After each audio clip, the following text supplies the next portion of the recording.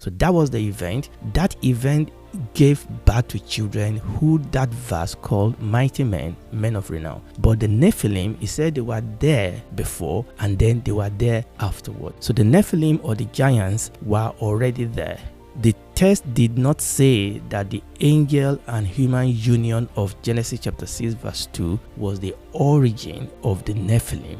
If the Nephilim were children of the union between the angels and women, and if God sent the flood of Noah to put an end to this corruption and only save Noah and his family, and if God arrested the Genesis 6 fallen angel and incarcerated them in Tartarus, the question is, where did this Nephilim that we then encounter after the flood, where did this Nephilim come from? Now the short answer is this: the Nephilim were not the children of the union of the angels and the women. The problem with this question is that the pretext is wrong.